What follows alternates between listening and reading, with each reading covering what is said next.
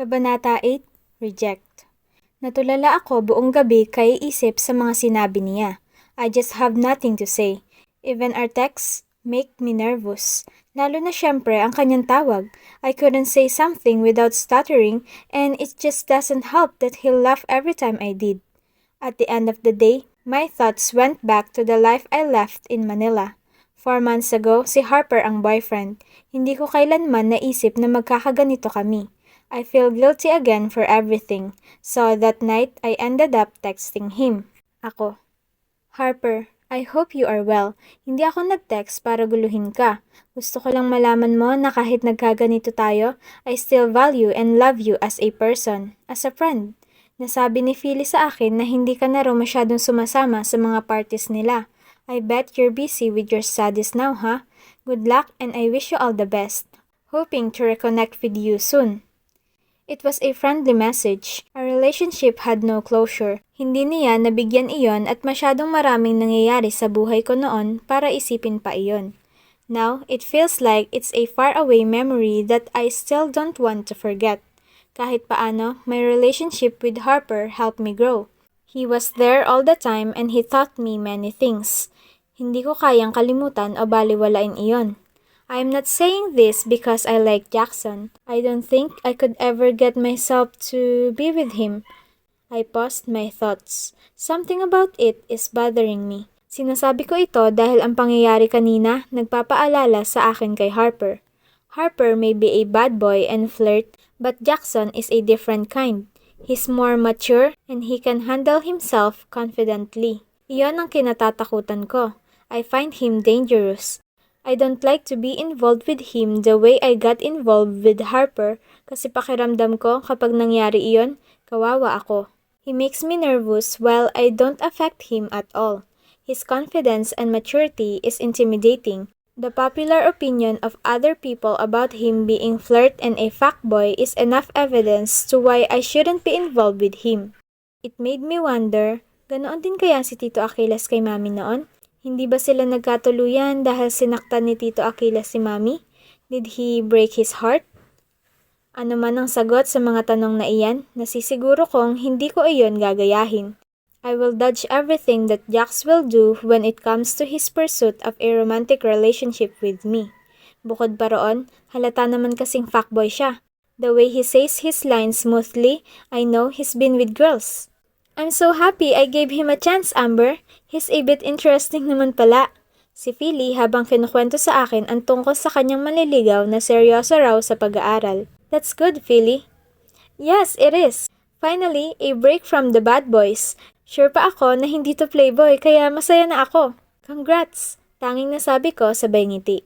Ikaw, kamusta? Huwag mo nang isipin si Harper. Baka may gwapo dyan sa school nyo. Tumawa lang ako. Wala naman. I was hesitant in telling her about Jackson pero narealize ko na pwede namang hindi na. He shouldn't be relevant in this subject. I don't see him as someone like that. Sure? Oo, wala. Baka naman hindi ka pa nakaka-recover kay Harper ha? Mahal mo pa? Honestly, I couldn't answer that properly. The breakup was too fast and I was dealing with so many things. Hindi ko na naisip pa iyon. Pero kung iisipin mo, ang 4 na buwan ay hindi ganoon katagal para sabihin kong hindi. I don't know. Siguro mahal mo pa kaya ganyan ka ngayon. Don't worry, if I see him, I'll tell him to contact you. Ayos lang, Philly. Na-text ko na naman siya kanina. What? Oh my Amber. Now she sounds concerned. Don't get me wrong, I haven't texted him for a while now. Naalala ko lang kanina kaya tinext ko na rin. Naisip ko lang na kumustahin. Really? Really, Philly? Alright, huwag ka lang talagang mabaliw sa estupidong playboy na yon. I love Philly's concern towards me. Tingin ko, pakiramdam niya gusto ko pa makipagbalikan kay Harper. Ang totoo, kung bumalik man akong Maynila ngayon, pagkakaibigan na lang ang ibibigay ko kay Harper. I told Philly that but she wouldn't believe me. Anong oras tayo bukas, Evelyn? Tanong ko sa kagrupo ko. Kahapon kasi nagkasundo sila na mag-meeting ulit kami. Bago ang midterms, may ipapasang mga papel. Narinig ko ang usapan nila kahapon, pero dahil nagmamadali na ako para sa susunod na klase, hindi ko na alam kung ano ang sumunod noon. Hindi rin nila ako tinext. Ganito pa rin madalas kaya ako na ang nagsisikap na magtanong. 8:00 ng umaga kasi may outing kami ni Naroda sa hapon, she said. Oh, outing, I echoed. For some reason, mahilig ang mga taga rito gumala sa weekends. Their kind of outing are going to the beach, bringing simple food, and with each other. Hindi ko maipagkakaila na minsan naiinggit ako, lalo na kapag naririnig kong nagpaplano ang mga kasama ko sa dance group na nagkukwento sa mga experiences nila sa nakaraang outing o anuman. Ngayon pa talaga ako walang kaibigan na hindi naghihigpit si Mami. Sayang. Mami is a bit busy with the hotel's soon renovation. Mayroon ding isa pang nabili si Tito Rodolfo at isa rin iyon sa gagawa ng major revamp. She's either always stressed or busy that she just doesn't ask me about school anymore. Wala naman din siyang dapat ipag-alala roon. Evelyn smirked. Maybe the envy is very much evident on my facial expression. See you na lang bukas para sa meeting, ani Evelyn at umalis na. The dance group had been practicing for weeks now para sa isang performance sa intramurals. Sa Sabado rin, nagpa-practice kami para sa competition. I am under the College of Business. Required ang lahat ng dance group members na sumali. Ang ibang kasali naman sa amin, iyong mga hindi natanggap sa audition at ibang mga enthusiast. Okay, hindi ba may practice kayo buong araw bukas? Oo, pero pwede naman akong malate. Marahan kong sinabi. Oh, right. Magaling ka nga pala. Sige, see you na lang bukas. Si Evelyn na mukhang may ibang pinapahiwatig. It changed my weekend life. Noon, pagkatapos ng meeting namin ng grupo, madalas akong dinadala na ni Jackson sa Talampas hanggang sa mag-2:00. Tapos, uuwi na ako. Ngayon, may iba na akong pinagkakaabalahan. Dumating ang Sabado at mabilis na tinapos ng grupo ang meeting. They couldn't stop talking about their outing kaya naman 10:00 pa lang tapos na. Nagmamadali na silang sumakay sa inarkilang tricycle, hindi pa nga ako nakailang hakbang palabas ng bahay nila.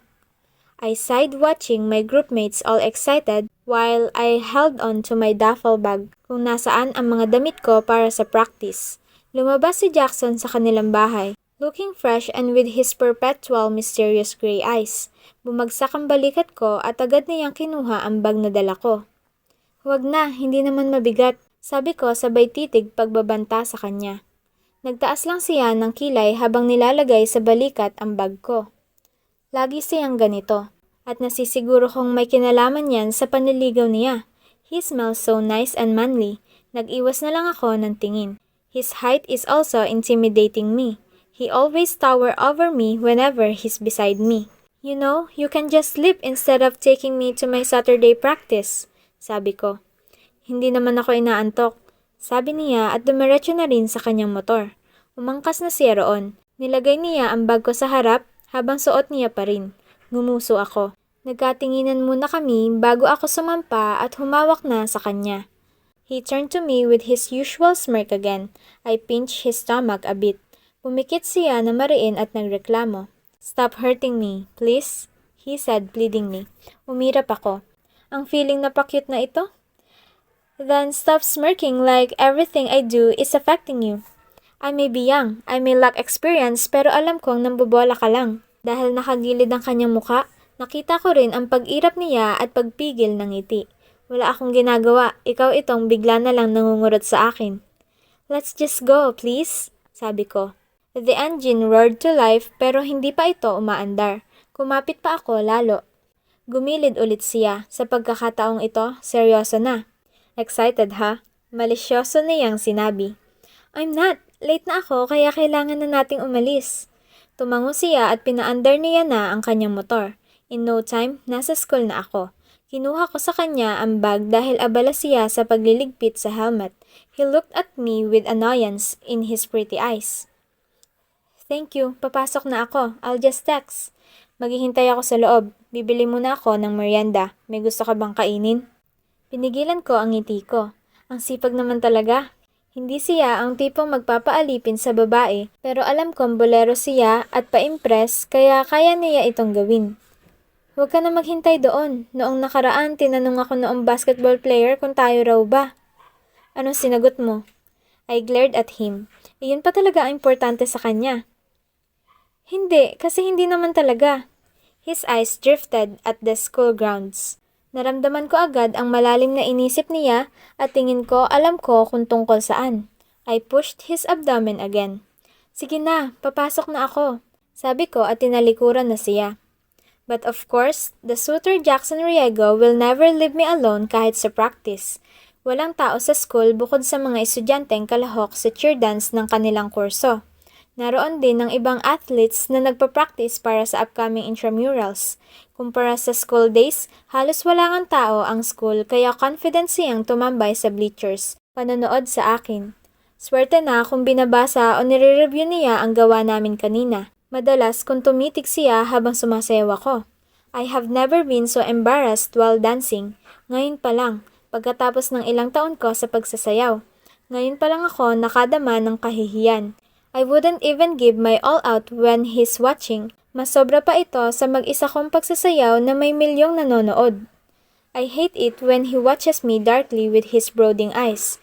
I hate it when I see him serious as he watched me the whole time. Pinagpapawisan ako ng malamig. Nagpapasalamat ako kung namamali sa blocking ang nasa harap ko. Para naman akong mauubusan ng dugo kapag ako ang nasa harap sa ibang formation. What's worse than that? Pagdating ng break, sa kanya ako pupunta kasi wala naman akong kaibigang pwedeng kausapin. Palapit ako sa kanya, hindi ako makatingin ng diretso. Kinuha ko na lang ang tubig at uminom na roon. Saan mo gustong kumain? Dito na o lalabas tayo? Sa pilitan pa para sa akin ang paglingon ko sa kanya. Hindi pa humuhupa ang hiya ko, pero siya hindi na naiisip iyon. Sa talampas na, sabi ko dahil pakiramdam ko kung dito pa kami kakain, even in some secluded area, I wouldn't escape my schoolmates' curious looks at us. Lumabas na kami ng school. Bibili kami ng pagkain sa hindi kalayo ang karinderya. Pagkarating namin doon, hinahagilap ko pa ang wallet ko, nakapagbayad na siya sa gusto kong ulam. Huminga ako ng malalim at hinayaan na lang siya. Nang sumakay ulit kami sa kanyang motor at tumulak na, tsaka ako nagsalita. You know, I should pay sometimes. May allowance ako, sabi ko. Nagtatrabaho ako. Estudyante ka pa lang. Yes, but I can pay for it. I have money for that. Ipunin mo na lang ang pera mo. Tanging sinabi niya. May kipagtalo pa sana ako pero tumulin ang takbo. Kumapit na lang ako ng maayos at hindi na nagsalita. It's so easy to let Harper pay for me back in Manila. Ngayon, ang hirap isiping si Jackson ang nagbabayad para sa mga kailanganin ko. Kahit pa sinasabi niyang nanliligaw siya, mayaman kami kumpara sa kanila. Pinaghihirapan niya ang perang ginagamit para sa akin. Hindi ko alam kung magkano ang kinikita niya sa paingisda, pero siguro malaki naman iyon. Iyon na lang ang inisip ko. Luluwas ako ng Maynila para makumpleto ang pagpa-file ko para sa board exam, he said after eating our lunch. Nagulat ako roon. Alam ko magte-take siya ng board at nagre-review siya minsan, pero hindi ko na masyadong inisip ang parting iyan. I'll be gone for 3 days or so, maybe. Kukumpletuhin ko lang at may ilang din bagay na gagawin. Okay, sabi ko kahit gulat pa. Sumilay ang ngiti sa kanyang labi. I'll text you and call you if I'm not busy. Tahimik akong tumango at uminom na lang sa aking tubig. He will be gone for days and that's before and within the intramurals time. Okay lang naman siguro iyon. It's not like I depend on him all the time. I stayed that way for most of the weeks. Hindi lang iyon ang ginagawa niya para sa akin. He even helped me with my chem reviews for the midterms. So far, I am doing good with my studies and I have nothing to ask for. After our midterm exams, intramurals na. Kaya naman sa huling araw ng exam, nagkaroon kami ng dress rehearsal sa dance group. It was a long day for practice pero it paid off when I heard Mrs. De Guzman's announcement to everyone. Alam kong pinagbubutihan ninyo para sa sarili ninyong department, pero gusto kong malaman ninyo na kahit alin man sa departments ang manalo, you will all still be united as one in this group, she said. I agree. Some of the dance groups are too competitive with each other na pakiramdam ko may tahimik na iringan sa ilang seniors namin. The education department is the defending champion at gustong talunin ng nursing, kaya kahapon naririnig ko silang nagtatalo. That's scary. Good thing our department is not that competitive. I'd rather be ignored than have many enemies, lalo na rito. So, to unite you all, magkakaroon tayo ng team building. Naghiyawan at nagpalakpakan ang lahat. Napangiti ako at palihim na rin na na-excite sa narinig. Kahit pa wala akong talagang kaibigan dito, I think outings and parties will make me earn some. Any suggestions kung saan tayo pwedeng mag-team building? Mabilis akong nagpataas ng kamay. The coast! They all looked at me with indifference. Mrs. De Guzman smiled at me bago tumango at nag-isip. We can't afford that, Miss Sevilla.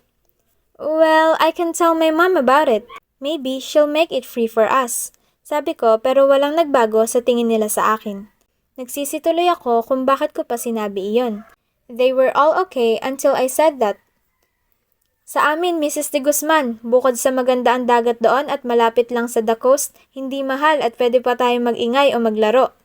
Sabi ng isa sa mga juniors. Tumango si Mrs. De Guzman ngunit bumalik sa akin ang mga mata. You have a nice idea, Miss Sevilla. Kahit palibre ng mami mo ang outing natin sa hotel nyo, hindi pa rin maganda iyon dahil nasisiguro kong may guest doon. Marami tayo kaya baka mairita lang sila sa inyo. I nodded in agreement. Tipid akong ngumiti at sinulyapan ng ilang mga kasama ko na nakaupo rin, gaya ko sa court. Doon din yata ang basketball team, ma'am. Sabi ng isa pang junior sabay turo sa kanang bahagi ng court kung nasaan nakaupo rin ang basketball team. Sa board ng coach nila, may nakalagay na team building. Pwede nga roon. Sige, pag-usapan natin anong dadalhing pagkain para sa team building at anong mga laro ang gusto nyong meron. Iyon ang tinalakay sa buong isang oras. Masaya naman ako at tuwang-tuwa ang lahat sa plano. The meeting got adjourned. Muntik ko nang nakalimutan na wala nga pala si Jackson. Nasa Manila. I briefly wonder how are my friends in Manila right now. I should call Philly later.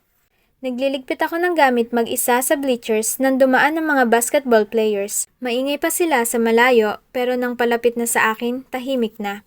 Sumulyap ako sa kanila at napansin ko ang mga titig. I awkwardly continued doing my things until I felt someone stand beside me. Boyfriend mo si Jackson Riego, Sevilla? Said the tallest of them. Nagtawanan ang iilan sa kanila. Umiling ako. Buti. Nagtawanan ulit sila at nagkatinginan. Pwede pala tayo nito. Sabay tawa ng kung sino sa likod. Nagtatanong lang naman ako kasi yung ate Rowena ko kasama niya sa Maynila. Nagtaka lang ako, kaya naman pala, di mo boyfriend kaya silang dalawa. Natigilan ako roon. Nagtawanan ulit sila at nilagpasan na lang ako. Nagpatuloy pa rin ako sa ginagawa kahit nagtagal na ang isipan sa tinanong sa akin noong player na kapatid pa ata ni Rowena. Hindi ko boyfriend kaya silang dalawa. Hindi ko boyfriend. Totoo namang hindi ko boyfriend si Jackson pero totoo kayang kasama ni Jackson si Rowena sa Manila? Gusto kong magtanong lalo na dahil isang beses niya pa lang akong na-text simula nang lumuwas siya. There is no way to know that but to text him. I have no other source. Hinintay kong i-text niya ako sa araw na iyon pero 10:10 na ng gabi nang nag-text siya sa akin. Jackson. Lumabas kami ng kuya ko at mga kaibigan. How's your day? Nagtiimbagang ako habang pinagmamasdan ang mensahe na iyon. Ako, ayos lang, kasama mo pala si Rowena? Mabilisan ng reply at nasisiguro kong walang pag-aalinlangan. Jackson, oo, nag-file din siya ng para sa exam. After reading that message, I couldn't take it anymore. I tried so hard to feel calm and collected the whole day, and now I couldn't. Ang masaklap, wala pa akong mapagsasabihan dahil isa lang naman talaga ang kaibigan ko rito sa Costa Leona. Pinindot ko ang numero ni Philly nang hindi na nakayanan. Mabilis na sinagot ng kaibigan. I don't usually call her. She calls me kaya masaya siya ngayong ako naman ang tumatawag. Hi Amber, missed me? She chuckled. Sinapo ko ang noo ko at pinikit ang mga mata. Missed you, Philly? Oh, how sweet! I miss you too. Kamusta? Ayos lang naman, bigo kong sinabi. Just a bit bored. Really? Oh, well, wala ka pa rin bang kaibigan dyan? Kahit nakakausap lang frequently? That's very odd. Even a shy person can make a friend or two after 3 months at school. Aniya. Hindi ako nagsalita. For a long time, I have kept the existence of Jackson from her. Ngayon, maraming gumugulo sa isipan ko. Hindi ko na kayang hindi magtanong sa kanya tungkol doon. Actually, Philly, I made a friend. Napapaos kong sinabi. That's good. Kailan? Bago lang? Noong nakaraan pa. I've known him for long but we got close since June. June? Hindi ba nagkukwentuhan pa tayo noon na wala kang kaibigan nun? I sighed. I know she'd realized. He was a sub-teacher for math. Graduate na kasi at around 23 years old. Maybe? He? She giggled. Umirap ako. Nararamdaman ko nang alam niya kung saan ako patungo sa kwentong ito. Girls here like him. Kahit mga kabatch ko and older than me, they adored him. He's smart and he knows how to handle girls well. According to some, he takes girlfriends one at a time. This is juicy. I'm sure you're not saying this for nothing. So, hindi playboy? Iyan ang sinasabi mo? Pagod akong ngumiti. Hindi ko alam pero marami nagkakagusto sa kanya at pakiramdam ko, I trailed off. Gwapo ba? Hindi ako nakasagot. Hindi naman. I stuttered bad. Ay, ganon? Hindi? Bakit pa natin to pinag-uusapan kung ganon? She joked her dismay. Nanliligaw siya sa akin, sabi ko. Patingin ng picture. Send mo sa messenger ko. Philomena? I demanded. She laughed dangerously. I just wanna check, Amber Emiliana. You don't have to mention my whole stinky name. Damn you. Sige na, send mo na ang picture. I don't have one. What? Are you kidding me? Baka Amber, gumagawa ka ng imaginary friend dyan sa sobrang bored at frustrated mo. Hindi no? Please, Philly, just help me out, okay? He's in Manila now, filing for his exam. Kasama iyong rumored girlfriend niya. Medyo maganda yun. Yun naman pala. Walang kabit na medyo sa ganda mo, kaya huwag mo nang isipin yon. If you like him, then I don't like him. He's got that fuckboy vibe. He's too much, agap ko. Hindi nakapagsalita si Philly. Don't tell me you still love Harper. This isn't about Harper. He's out of here. I care for him, but I just really don't think he's connected with my predicament now. I don't like the guy, but I can't reject him because he's my only friend here. Kung ibabasted ko siya, iiwasan ko siya, di ba? I can't stay friends with that man. So, are you saying na pinapaasa mo lang yan dahil wala kang kaibigan kundi siya? Kung hindi mo talaga siya gusto, ibasted mo na kaagad. Huwag mo nang paasahin. So, what if we just video call every day and night just so you have a friend, di ba? He's too much. He intimidates me. Natataranta ako minsan tapos tumatawa lang siya. I'm not comfortable with him. Some pictures would help me decide, Amber. She chuckled again. Wala akong picture niya. Minsan lang kami nagkakasama. Madalas doon pa sa cliff. It's a secluded area where we usually hang out for the past months. Secluded area? Funny? Intimidating? Adored by girls? In Manila with his rumored girlfriend? And most importantly, hindi gwapo pero nililigawan ka. Sounds like a complete fuckboy to me. Kinagat ko ang labi ko. See, Amber? This is what you should really do to him, not just your simple rejections. Ibastad mo na. Malay mo na sa Manila yun ngayon, kasama ang rumored girlfriend niya sa iisang hotel room. Hindi natin alam ano ang ginagawa. Philly said nonchalantly. Acid dripped on my mind when I am reminded with that. He's in Manila. He's not texting much. He didn't even call. It's because he's with Rowena. Rowena, the fair and tall girl he's with back then. Halos magdugo ang labi ko sa kakakagat. Pumikit ako ng mariin. My heart hurt so bad. I don't like this. I don't like what's happening to me. I don't like this feeling.